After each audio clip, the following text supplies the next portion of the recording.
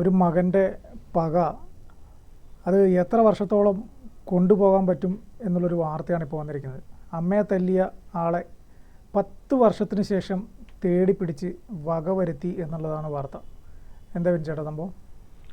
ഈ അമ്മയെ തല്ലി എന്ന് പറയുമ്പോഴത്തേക്ക് ഈ പത്രക്കാരെക്കുറിച്ച് പറയുന്ന കാര്യമുണ്ട്. അതായത് പത്രക്കാരുടെ ചോദ്യങ്ങളെക്കുറിച്ച് പലരും വിമർശിക്കുന്ന ഒരു കാര്യമുണ്ട്. അമ്മയെ തല്ലിയത് ശരിയായോ എന്നുള്ള ചോദ്യം ചോദിച്ചാൽ അതിനുള്ള മറുപടി എപ്പോഴും അത് പ്രശ്നം തന്നെയാണ്. കാരണം അമ്മയെ തല്ലിയത് ശരിയായോ എന്ന് ചോദിച്ചാൽ ശരിയായെന്ന് പറഞ്ഞാൽ അമ്മയെ തല്ലിയത് ശരിയായെന്ന് പറയും, ശരിയായില്ല എന്ന് പറഞ്ഞാലും അമ്മയെ തല്ലിയെന്നുള്ളത് വ്യക്തമാവും എന്ന് പറയുന്ന പോലെ ഈ അമ്മയെ അടിച്ച ആളെ 10 വർഷത്തിന് ശേഷം അന്വേഷിച്ച് കണ്ടെത്തി മകൻ്റെ കൊലപാതകം, അതായത് മകൻ്റെ പ്രതികാരം. ഇത് എന്ന് വെച്ചാൽ ഒരു തർക്കത്തെ തുടർന്നാണ് 10 വർഷം മുമ്പ് സോനു അമ്മയെ അടിച്ച മനോജ്, അതായത് സോനുവിൻ്റെ അമ്മയെ അടിച്ച മനോജ് പിന്നീട് പ്രദേശം വിട്ട് പോവുകയായിരുന്നു. എന്നാൽ തൻ്റെ അമ്മ നേരിട്ട അപമാനം സോനുവിൻ്റെ മനസ്സിൽ കെടാതെ കിടന്നു. അയാൾ മനോജിനെ കണ്ടെത്താനെ അന്വേഷിച്ചുകൊണ്ടേയിരുന്നു. ഒടുവിൽ പിന്നീട് മനോജിനെ കണ്ടെത്തുകയായിരുന്നു. ഇളനീർ വിൽപ്പനക്കാരനായിരുന്നു മനോജ്. അയാളുടെ ദിനചര്യ വിശദമായി പഠിച്ച സോനു കൊലപാതകത്തിനുള്ള പദ്ധതി തയ്യാറാക്കി സഹായത്തിനായി സുഹൃത്തുക്കളെയും ചട്ടം കെട്ടി. മെയ് 22-ന് മനോജ് കടയടച്ച് പോകുമ്പോൾ കശ്യപും സുഹൃത്തുക്കളും ചേർന്ന് ഇരുമ്പ് വടി കൊണ്ട് മനോജിനെ അടിച്ച് പരിക്കേൽപ്പിച്ച് രക്ഷപ്പെടുകയായിരുന്നു. ഗുരുതരമായ പരിക്കേറ്റ മനോജ് ചികിത്സയിലിരിക്കെയാണ് മരിച്ചത്. സംഭവത്തെക്കുറിച്ച് അന്വേഷിച്ച പോലീസ് ആദ്യം ഇതുമായി ബന്ധപ്പെട്ട് തുമ്പൊന്നും ലഭിച്ചിരുന്നില്ല. പിന്നെ CCTV ദൃശ്യങ്ങൾ പരിശോധിച്ചെങ്കിലും പ്രതികളെ ഒന്നും തിരിച്ചറിയാൻ കഴിഞ്ഞിരുന്നില്ല. കൊലപാതകത്തിന് പിന്നാലെ സുഹൃത്തുക്കൾക്ക് മദ്യപാർട്ടി നടത്തിയ സോനു കശ്യപ് സോഷ്യൽ മീഡിയയിൽ പങ്കുവച്ച ചിത്രങ്ങളാണ് ഇതിന് വഴിത്തിരിവായത്.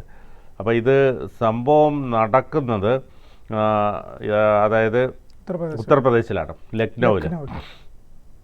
സോനു കശ്യപ് എന്ന യുവാവാണ് അമ്മയെ അടിക്കുകയും അപമാനിക്കുകയും ചെയ്ത മനോജിനെ കൊലപ്പെടുത്തിയത്. വ്യക്തമായ ആസൂത്രണം ചെയ്ത കൊലപാതകത്തിൽ സുഹൃത്തുക്കളുടെ സഹായവും കശ്യപിന് ലഭിച്ചിരുന്നു. പാർട്ടി നടത്താം എന്ന് വാഗ്ദാനം ചെയ്താണ് ഇയാൾ സുഹൃത്തുക്കളെ കൂടെ കൂട്ടിയത്. കൊല്ലാൻ വേണ്ടി ചെയ്തതല്ല, മർദ്ദിക്കാൻ വേണ്ടി ചെയ്തതാണ്. പക്ഷേ അത് മർദ്ദനം കൂടി അങ്ങനെയാണ് ഇയാൾ കൊല്ലപ്പെടുന്നത്. അയാൾ കരിക്ക് വിൽപ്പനക്കാരനായിരുന്നു. അപ്പോൾ ഈ അമ്മ നേരിട്ട അപമാനം സോനുവിൻ്റെ മനസ്സിൽ കെടാതെ കിടന്നു. ഈ പ്രതികാരം വർഷങ്ങളോളം കിടക്കും എന്നൊക്കെ പറയുന്നത് വളരെ സത്യമാണ് അല്ലേ? നമ്മൾ പാമ്പിനാണ് ഏറ്റവും കൂടുതൽ പ്രതികാരം ചെയ്യാനുള്ള സ്വഭാവം ഉള്ളതെന്നാണ് പറയുന്നത്. പാമ്പിൻ്റെ പക എന്ന് പറഞ്ഞു കേട്ട പോലെ അതുമല്ല മനുഷ്യന്മാർക്കും ഉണ്ട്. അത് നമ്മൾ മനസ്സിലാക്കേണ്ട ഒരു കാര്യം വെച്ചേട്ടാ, ഈ അമ്മയെ തല്ലുന്നത് ചിലപ്പോൾ നേരിട്ട് കണ്ട ഒരു മകനായിരിക്കുക.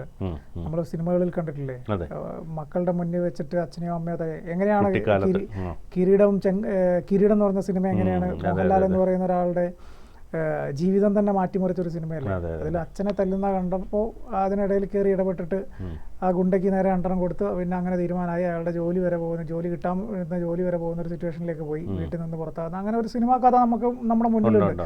അതുപോലെ ജീവിതത്തിലും സംഭവിച്ചു എന്ന് നമുക്ക് കരുതിയാൽ മതി. കാരണം ഈ അമ്മയെ ഈ മനോജ് എന്ന് പറഞ്ഞ ആൾ ഒരു പബ്ലിക്കിന് മുന്നിൽ വെച്ചാണ് തല്ലുന്നത്. അപ്പം അങ്ങനെ തല്ലുമ്പോൾ ആ അമ്മ നേരിട്ടൊരു അപമാനം, ഏതൊരു വ്യക്തിക്കും ഒരു പബ്ലിക്കിന് മുന്നിൽ ഒരു ഇൻസൾട്ട് സംഭവിച്ചു കഴിഞ്ഞാൽ അത് വല്ലാത്തൊരു മുറിവായിട്ട് മനസ്സിൽ കിടക്കും. അപ്പോൾ ഈ കുട്ടിയുടെയും അങ്ങനെ ഉണ്ടായൊരു സംഭവമാണ്. ഇവൻ്റെ മുന്നിൽ വെച്ചായിരിക്കാം ചിലപ്പം അമ്മയെ തല്ലിയത്.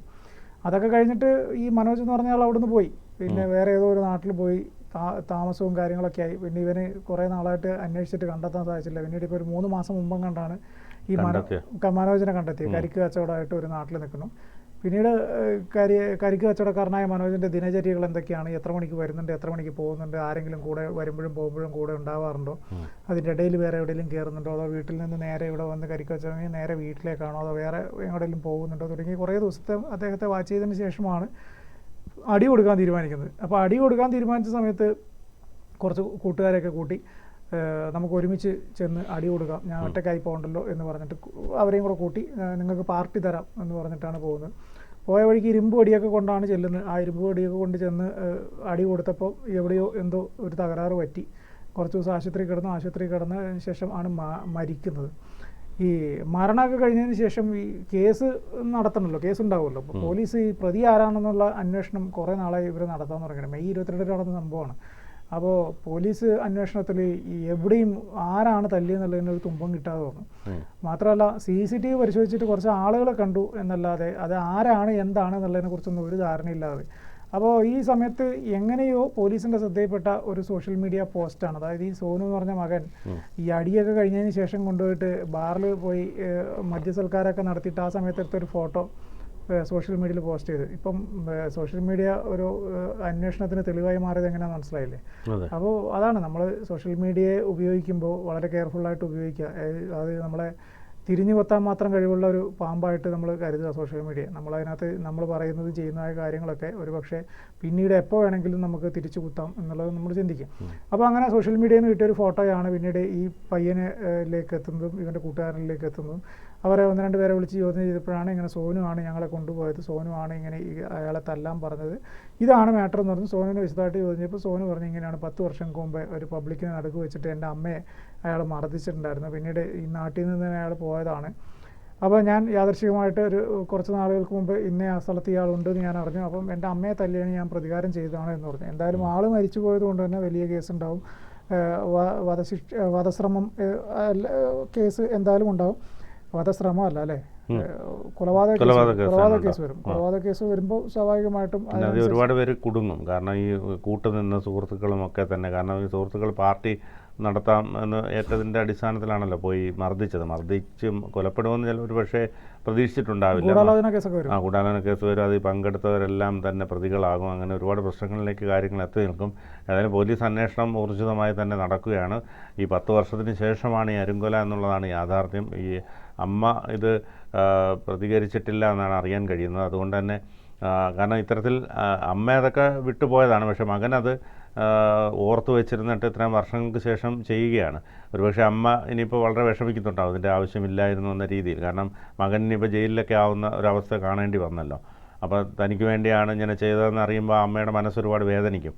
പക്ഷേ എന്നിരുന്നാലും അമ്മയോടുള്ള സ്നേഹം അത് എത്രമാത്രം ഉണ്ടായിരുന്നു, അത് ആ പക അത്രയും കാലം മനസ്സിൽ സൂക്ഷിച്ചു എന്നുള്ളതാണ് ഇതിൽ നിന്ന് മനസ്സിലാക്കാവുന്നത്.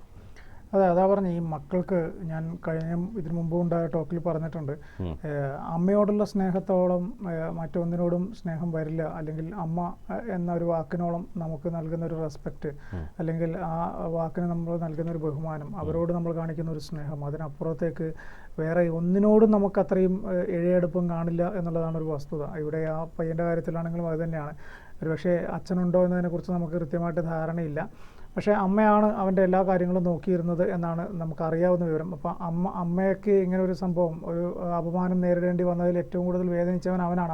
അമ്മയേക്കാൾ കൂടുതൽ വേദനിച്ച ആ കുട്ടിയായിരുന്നു സോനുവാണ് എന്നാണ് മനസ്സിലാക്കുന്നത്. അതുകൊണ്ടാണല്ലോ ഇത്രയും കാലം 10 വർഷത്തോളം കാത്തിരുന്നിട്ടും ഒരാളെ തേടിപ്പിടിച്ച് കണ്ടെത്തി, അതായത് സ്വന്തം നാട്ടിൽ പോലും ഇല്ലാത്ത ഒരാളെ, അവിടെ നിന്ന് എവിടേക്കോ പോയ ഒരാളെ അന്വേഷിച്ച് കണ്ടെത്തി 10 വർഷങ്ങൾക്ക് ശേഷം ഇങ്ങനെ ഒരു കൊലപാതകം ഉദ്ദേശിച്ചല്ല, തല്ലുകൊടുക്കുക, പേടിപ്പിക്കുക എന്നത് മാത്രമായിരുന്നു ഉദ്ദേശം. ഒരു പക്ഷേ ഈ പറഞ്ഞ മനോജ് എന്ന് പറഞ്ഞ ആളോട് പറഞ്ഞിട്ട് പോലും ഉണ്ടാവില്ല ഞാൻ ഇന്നയാളുടെ മകനാണ്, ഇന്ന് ഈ വണ്ടി ഇങ്ങനെ ചെയ്തിട്ടില്ല എന്നൊന്നും ചോദിച്ചില്ല. ഇരുട്ടിലാണ് അയാൾ കടയടച്ചത്. എന്താ കാരണം ചിലപ്പോൾ പുള്ളിക്ക് വേറെയും കാരണങ്ങളൊക്കെ ഉണ്ടാകുന്ന കൺഫ്യൂഷൻ ഉണ്ടായിരുന്നു, ഇത് ഏതിൻ്റെ അക്കൗണ്ടിൽ പെടുത്തണം എന്നുള്ളത്. അപ്പോൾ എന്തായാലും 10 വർഷങ്ങൾക്ക് ശേഷം സ്വന്തം അമ്മയെ തല്ലിയ ആളെ തേടിപ്പിടിച്ച് മകൻ അടി കൊടുത്തിരിക്കുന്നു. ആ അടിയിൽ പക്ഷേ നിർഭാഗ്യവശാൽ അയാൾ മരിച്ചു എന്നതാണ്. ഇനി വീണ്ടും ആ അമ്മയ്ക്ക് ഒരു സങ്കടം മാത്രം ആയിരിക്കും ഇനി കുറച്ചു കാലം കൂടി ഉണ്ടാവുക. കാരണം ഈ കേസിൻ്റെ എങ്ങനെയൊക്കെയാണ് എന്താണെന്ന് അറിയില്ലല്ലോ. കൂടുതൽ വാർത്തകളും വിശേഷങ്ങളും നിങ്ങളിലേക്ക് എത്താൻ ABC മലയാളം സബ്സ്ക്രൈബ് ചെയ്യുക, ബെൽ ബട്ടണും അമർത്തുക.